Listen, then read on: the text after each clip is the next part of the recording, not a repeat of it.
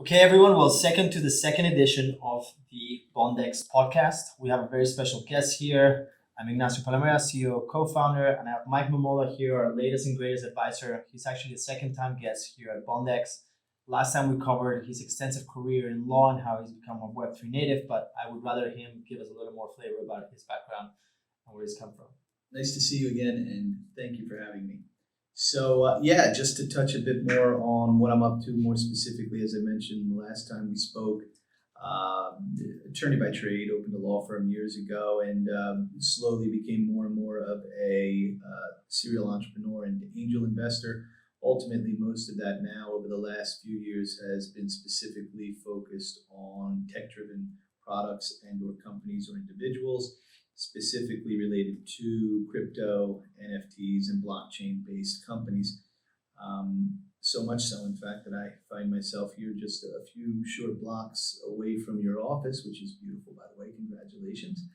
Here in Miami. So I moved down here recently just because so much of what I'm doing is taking place down here. And as most people recognize now, Miami has become the hub of this industry. That's right. This is booming. I recommend everyone comes and swings by at some point. We're here in Building.co, but further than that, Miami is the Web3 capital of the world. There's a lot of brain power here trying to really push, the envelope and actually make this a reality. Fighting for the freedom of the internet, as I like to Yes, say. love that. And Mike, very much like you, I came from traditional banking and now I find myself into Web3. I did not have as an extensive a career as you did in law, but the whole mission of Bondex is to bring more people from traditional industry, qualified, smart people that want to come into Web3 and help us in this cause. As I see it almost like Star Wars with the rebels trying to go against the Empire, against this Web2 monopolies, etc. Coming over from the dark side. Exactly. Yeah. And furthermore, we were discussing about the possible topics. Mike's recently joined Bondex to help us here, but he's involved in a large amount of very interesting projects, and they all have a really great mission from a social impact point of view. And in discussing the topics that we were going to touch on today, I realized that it would really tie in to start discussing the state of the world at this moment, which is not a good one. Right. So what are some of the things that we find ourselves that we see the institutions that are running the world that are weaponizing money and using it against their own people? We were touching about some examples. Mike, maybe you can cover it. Yeah, I mean, look, that's exactly what's going on right now, right? When we look around, complete upheaval and in many ways chaos, either on an individual level or a collective level, whether that's locally, regionally, globally. And I'm a firm believer in the old adage that in chaos lies opportunity. And I think so much of the technology that you're working with, that we are working with, that the people around us are working with provides that opportunity, the solution for so much of the chaos that's going on. Because what's happening, I believe, is that there's a transition that's occurring. And this transition is from the, quote, old world to the new world, right? There's this migration from this kind of sleeping society that's been led down a certain path with regard to what will be or what should they should believe will be the success that they'll achieve in life. And now people are starting to wake up and they're starting to realize that, hold on, technology provides a different opportunity for this. And for me, coming to physically being here in Miami, personally and philosophically being where I am in this space was a big transition for me. I was doing great in my past life as an attorney, running the firm and doing everything I was doing. But the opportunities that are occurring now with the transfer of wealth and power that we've seen in the last couple of years, and we're just in the beginning of the first inning, are unfathomable. It's never occurred in our history. And so the more we can educate people, the more we can wake people up to these opportunities, the more we all win. And that's a big part of it for me, right? We've come from this antiquated, in my opinion, belief of how we succeed, which is through conflict. If I beat you, then I win. But now we're starting to see that the way we win is to win together. Collaboration. How can we do this, right? Communities with NFTs, for example. Web3, where people are building out things together. It's not necessarily the old way of dominating the other person to win. Capitalistic ruthlessness without any consciousness. Mm-hmm. That's how I would describe the previous model that was here before us. Perfect description.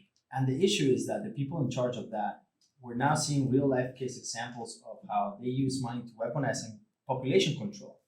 What Web3 is promising is self sovereignty, and as you're saying, a new way, a new dream of actually executing on people's lives and their dreams, etc., and be again have independence and control back about your data and your money, and that's what Web3 can provide, right? We're seeing that again. We just said some of the people, because their accounts froze in Canada because they were supporting, freedom of speech, and some of the truck drivers that didn't want to get vaccinated. We're seeing it being weaponized against the people of Russia, who basically, because they have this despotic leader now, they're getting cut off from the world, for example, as did all of other people. And these are just two examples that we see in the world. We're living in very uncertain times, very scary times for a lot of people, and I think that it's a fantastic narrative for crypto and what the freedom that crypto can offer, right? Absolutely. I think it's gotten the attention. It's accelerated in many ways the opportunity for crypto, because people who probably otherwise wouldn't be paying attention are now paying attention because they kind of have to. And you touched on something very important with regard to Canada and the people that donated to the truckers through a GoFundMe account, and then ultimately found themselves with their bank accounts frozen, their credit cards closed, inability to pay their rent or buy food for their family. I remember when I was in law school, one of the fundamental elements of due process, meaning you have certain rights in this country specifically, which are due process rights, is that you are entitled to know the law so that you know whether or not you're breaking it. And if you break the law while knowing it, then you can be held accountable. What we're seeing now has never existed before. It's called ex post facto implementation of the law. What does that mean? Somebody who donated to these truckers without knowing it was wrong, because it wasn't wrong when they did it, is now having a law applied to them after the fact. Hey, bad boy or bad girl, you shouldn't have donated to them. We're going to freeze everything. And they say, wait, I didn't know. Well, too bad. And that's a scary situation to be in when you start to go down that slope. The fact that the system can cut you off from the financial the whole financial system, actually, the system can cut you from the financial system. It's a scary proposition if they haven't judged you previously for what you've done properly, right? If they can do that faster and without any checks and balances, right? That's right. No due process. That's terrifying. And so that ties perfectly into what you said, the importance and necessity of crypto, and not only crypto, but the different types of crypto, whether or not, some of the projects that I'm involved in have certain elements of privacy that are important to people for these kinds of reasons. Others not, and some people that did donate to those truckers did it with Bitcoin. And so now these exchanges, such as, well, we all know who the centralized exchanges are receiving notices to say, freeze Ignacio's Coinbase account or freeze so-and-so's other account. And that's a tough situation to be in when you didn't know what you did was wrong. Completely right. And I think part of that, the issue and what we should be attacking in general is ignorance, right? And that's only education. But part of the issue that we were talking about as well is lack of entertainable education, or how did you call it? I like the term. Edutainment. Edutainment. That's a much better way to get to people. Yeah. So what are some of the things that you're working on that will help us with that? One of the things I'm really, really excited about is I'm working on a crypto project called Epic Cash, and you can find it on the exchanges. Not on the exchanges, you can find it on CoinGecko and CoinMarketCap. Epic Cash is still on a relatively obscure exchange and about to be listed on some others. And it's interesting to me for a lot of the reasons that we're discussing. But one of the things that's very exciting about it is that they've now partnered with some Hollywood film producers, Academy Award-winning film producers, and are going to be, for the first time this way, with quality directors and producers, educating the world about cryptocurrency. Because you and I know about it, and a lot of your listeners know about crypto, but our parents may not, or our extended family or friends may not, and all they hear are the stigma of crypto. Hey, wait, that's used for this or that, those nefarious things. And so it's up to us, the people who are really informed, to explain what it's really about and the opportunities that it provides. And so if we can do it in an entertaining way, then we have a much higher likelihood of success. Like, a lot of kids don't pay attention in school because it's boring. But what if we can make kind of like a Mission Impossible type of movie that's really factually accurate about crypto? Then people walk away and say, wow, that was incredible. I really enjoyed that. And by the way, I learned a lot. I think that the sexier, the funner, the medium channel and format that something's in, that the more chances that you have of really permeating the people are getting it right. So that's an interesting way. I've never heard of another project that has gone about it that way. That seems like a really big approach. It's a huge endeavor, and it's extremely exciting. It is extremely exciting, but I want to hear a little bit more about why is Epic Cash needed. What is the difference between this and other anonymous cryptocurrencies? The famous one, or the big one that everyone knows, is Monero, but we all know that it has some faults, right? So give us the short pitch of for Epic Cash. The short version, and you can find so much of it online, and I can have some of the tech team really discuss it on a high level with regard to the technical capabilities of it. But the short version is that it provides an opportunity. It's true peer-to-peer, censorship-free, permissionless cryptocurrency with true privacy features, unlike any other. So it's if you think of the protocol that it's built on, Bitcoin protocol, limited finite number of coins, 21 million coins, with Mimblewimble incorporated into it, it substantially condenses the blocks. So now we have not only true privacy, which is a great element, but we also have the ability for people to mine it in a non-institutional way. So it takes the block size from having to mine at 370 or 380 gigs down to 2. And so people right now are mining Epic Cash on, I'm going to say it's about approximately 30,000 nodes in over 110 countries, I think 1,700 cities in the spare space on their gaming computers, and soon enough they'll be doing it on their mobile phones. So you have all of a sudden all of the things that Satoshi envisioned when he or they or whoever Satoshi is created the original. All of those things that were envisioned now incorporated into this, because what was envisioned isn't now necessarily it wasn't the store of value speculative asset that we have today. It was meant to be a form of cash payment that would actually help. It was in 2008 he lost faith in the financial system and the banks that were safeguarding that system, right? Like he wanted something for the people, the cash of the people. And that's right. And when it was conceived, it was supposed to be a peer-to-peer, censorship-free coin, right? An ability for us to transact. And now it's become in many ways a surveillance coin. I think it was the first iteration of the technology. He came up with it. That's right. But he didn't know how it would evolve. And if you think about all the layer 2s and other solutions that you have now, they've come so far from it, right? And Epic Cash I see as one of those new iterations that has fixed a lot of those scalability, censorship problems, speed, cost that we face with the first iteration of cryptocurrencies, so layer 1s, right? Right. That's right. There's an old saying in business, and it's the early bird might get the worm, but the second mouse gets the cheese. Never heard that. I like that. Yeah, and so kind of that's the way things happen. And so it was just this opportunity by an incredibly intelligent founder who was involved in a lot of projects that said, if Bitcoin were created in 2018 rather than 2008, what would Satoshi have done differently? And so it provides this opportunity, and look, there's an opportunity, there's room for both, right? There's McDonald's and Burger King, there's Coke and Pepsi, et cetera, et cetera. It's not to say that this will be the only one, but the average cost of a transaction with these other coins make it cost prohibitive that we'll ever buy a cup of coffee with them, really. And so what we're doing and what the team is doing with Epic Cash is making it such that it's fast enough and affordable enough, almost free. I mean, essentially costs nothing to transact and to do things and to allow people to mine. Here's another really important thing about Epic that's different than some of the other ones we're talking about. There are 1.9 billion unbanked people in the world. You have a bank account, I have a bank account, people sitting in this room all probably have a bank account. But there are 1.9 billion other people who don't have a bank account and can't get one, either because they can't provide valid identification, They choose to get a certain injection or not. They wear a certain garb that's acceptable or not.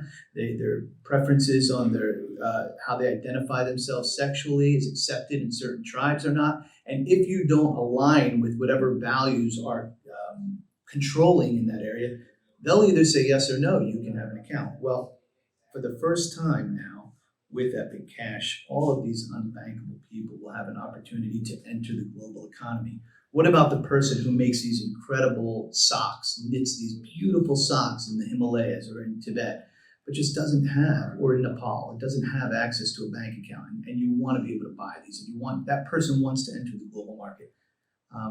But they do have cell phones, right? They have cell phones, and so here we go. And so that whatever that group is that's been controlling or keeping their thumb down on people like this up until now is now having that thumb raised. We're helping take it off, take that pressure off so that people, because everyone needs money. It doesn't matter who you are. And you can be, you can take a life of chesky where you're going to say, I don't need a lot and I'm going to go meditate, but you need to some extent money to eat. You need, unless there's a pure barter system. And so these people have been oppressed and held down around the world for too long, So the mission is financial inclusion. By achieving financial inclusion, democratizing the financial system. Yeah. That's a fantastic and great endeavor to go after. Not an easy one. No. But it's one of the best use cases of crypto that I can think of. Yeah. And something that I find funny, I don't know if there's any Harry Potter fans looking for it, but the technology is called Mimblewimble. Does anyone remember that? I find that very, very funny. That's exactly what it was, right? It was a tongue twisting spell. Mimblewimble, and then the person on the receiving end couldn't speak clearly, and that's what it does with the information. It kind of scrambles it. It sounds like a better scrambling and cryptography kind of feature, which people forget that crypto started as crypto stands for cryptography. Now That's right. People completely forget that. Yeah. But that's what it was about, right? That the fact that your money would be more immutable, difficult to hack, and that you wouldn't be able to get people to weaponize that money for you, which is what we're seeing. Yeah. And Mike, I'm also interested in the rest of your projects, particularly the things that you're working on in the NFT space. I know you're a big part of helping on the non-fungible conference that's happening here soon. So I'd love to hear a bit more about that as well. Yeah, I've been approached more and more lately. The bandwidth is slowly becoming spread too thin.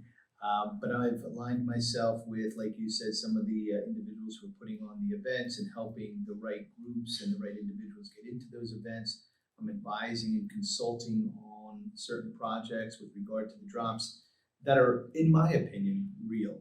Because, I'm 50 years old, so I'm, I think, average 20 years older, 30 years older than a lot of people in this space. And so I'm on an accelerated rate here. I have a goal that I want to achieve, and that's to, I vet a lot of projects and I take very few, but the ones that I take, whether they're in hospitality, health, banking, art, music, etc., those are the ones that are really doing something on a global level, that have the ability to do something on a global level, in my opinion, to help people.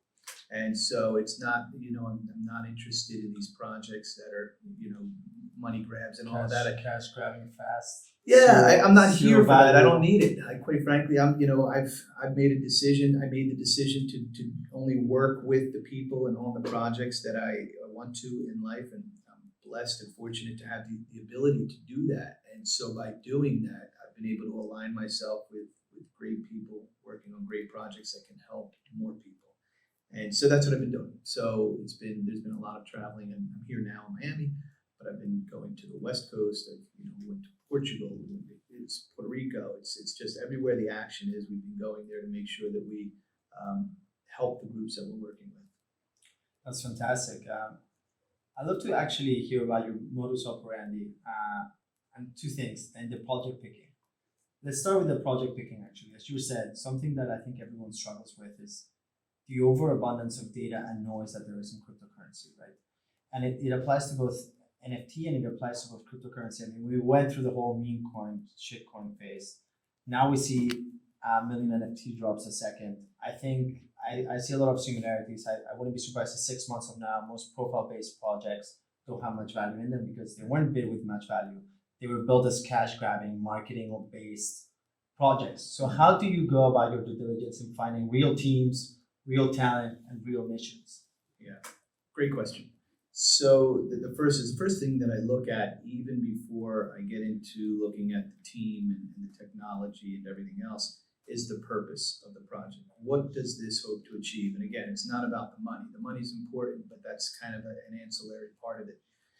What's the purpose? So one of the things, for example, that I'm working with now is a company that wants to do some incredibly exciting things with regard to real estate and crypto and NFTs. And so when I looked at that project, these are blue chip type individuals, if you would, that want to launch this project. Extremely successful in terms of what they've done financially, what they've done for others, what they've done philanthropically. Incredibly as high level as you can get. So that box is checked. So when I look at it, I say, what's the purpose, guys? What do you want to do here? And so when you boil it all down, it's giving others in society the opportunity to invest or to be part of different things in real estate that they otherwise would never ever be able to do. And so that's extremely appealing to me, right? I grew up single mother, worked 3 jobs. I didn't see today's her birthday, by the way. Happy birthday. Happy birthday, Mom. And I remember how hard she worked. And I remember thinking to myself, like, why does the person on TV have the opportunity to do that, to invest in that, that's going to yield a much better return than my mother ever would be able to do because she doesn't have the means? And so now through technology, through fractionalization and tokenization and different things that we're able to do, we have people that might not have a lot have an opportunity to step into the ring with the people that otherwise used to have 10 or 50 or $100 million and yield these tremendous returns. So if we can open the doors to people in different sectors through technology, that purpose is really appealing to me. So that's, for example, one of the projects I'm about. I like that a lot, and that's democratizing the economics of the system, because people don't realize that it doesn't matter how hard you work. Very rarely you're going to be able to actually get financial independence from work, from a salary, right? It's going to be from ownership.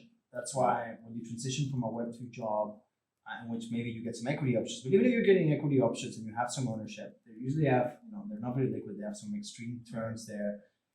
Cliffs and vesting periods are very tough. When you go into Web3, you're usually getting tokenized incentives one way or another. Even if you're just not even working in traditional operating company, one single job, and even if you're just working for DAOs, you're getting liquid assets that you've earned here that are unlocked. Sometimes we'll have vesting period and cliff periods, which are important as well, but it's a way to democratize ownership and through fractalization, which you just mentioned, which wasn't there before. Yeah, it's an opportunity to make otherwise non-owners owners. Exactly. Right? Everybody, you were either an employee or an employer historically. Where was I? Did I work for someone, or did people work for me? And now through everything that you're doing, and everything in Web3 and everything with NFTs and crypto, we have an opportunity for people to step in and to be, in a sense, equity shareholders, right? To own a piece of the asset. Like, this is mine. And that's really exciting. And it goes into the financial inclusion thing that you were talking to after, but people don't realize that the entire kind of talent economy or the labor market, it's highly inefficient. Part of it being highly inefficient, it's based on 1920s Henry Ford's 9-to-5 factory model. That extractive work model is what every talent tool and platform is based on, from LinkedIn to Indeed to Monster. They're all based on getting employees that are basically factory workers, right? The world has changed. There's been COVID, we've gone into distributed remote work, and now there's this thing called Web3 that is the most actually radical in terms of the amount of flexibility, distributedness, and flat hierarchies and meritocracies that I've ever seen out of any industry, right? Yeah. And the tools are not there to enable all of this. Now, in order for us to actually build Web3, we need more people. And so we need to educate these people that these careers in Web3 come with that ownership that they're going to be lacking in any other industry. And I'm talking, it doesn't matter. You can be a painter, a construction worker. You can be working in Publix down the road. And there's actually, if you have an internet connection, you can educate yourself a little bit of what NFTs are and some basic skills. And you can actually change careers into kind of pioneering this new frontier. And people don't realize that this is not going to be available forever. There's this gap in time now in which there's an arbitrage between the supply and the demand of talent, and that with a little bit of effort, I mean, it's not easy, but with some effort and education and hunger, they can drastically change their lives and lead to a wealth generation that it has not been available to society in decades. Yeah. Or ever. Or ever. Right? This is a first in so many ways, and you're so right. And that 40-hour work week created by Henry Ford, that was just enough. When you go back and read the history of it, most people don't realize this.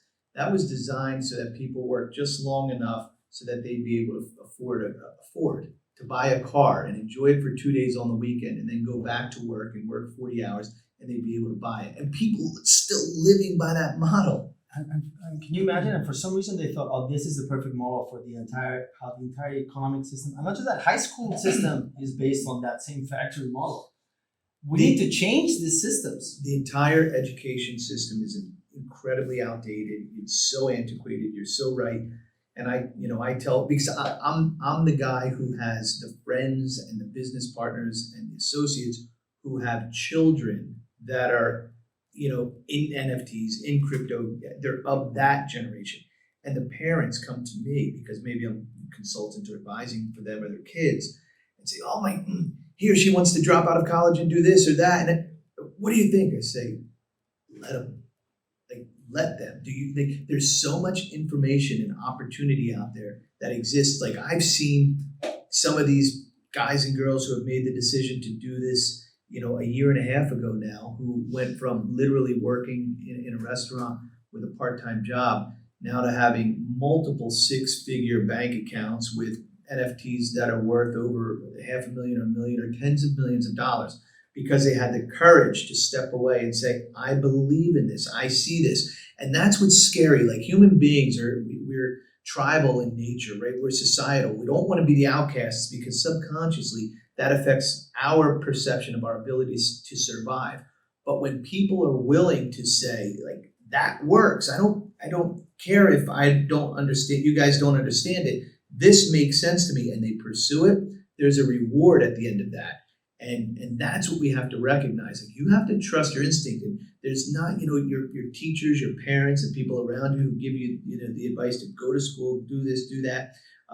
They love you and they want to protect you, but it's not always in your best interest. Not saying don't do that, but I'm saying make sure you're aware that there's an entire new world out there. That is just by one path, exactly. And to leave it with the closing remarks of this podcast, and Mike, thank you very much for an incredibly stimulating conversation and fantastic advice to our listeners here in terms of career, also real applications of cryptocurrency. I encourage everyone to go check out, Epic Cash and non-fungible and everything we've talked about here today. But yes, just to close on the remarks, that is just by one path, the classic path that society has come up with. But now there's a whole new world out there, and we're an ex-investment banker and an ex-lawyer attorney telling you here that there's a new path. It's not like we didn't go down the classical one. We did it, and we're here to tell you that, and that comes with the typical lawyer disclaimer. Guys and gals, none of this is legal advice. None of it's financial advice. Do your own research, but really do the research, because there's an entire world of opportunities out there for you. That's right. You're going to get out exactly what you put in, but actually maybe a little more reward than you would in the classic systems that have built up until this point. These are not magic internet beans whatsoever, but it's actually a much more democratized and opportunistic world than the one that has been here before us. And I encourage everyone to explore it on a professional and financial level without this being legal or financial advice, as my new attorney says. Thank you everyone for joining us today, and have a fantastic day and rest of your week.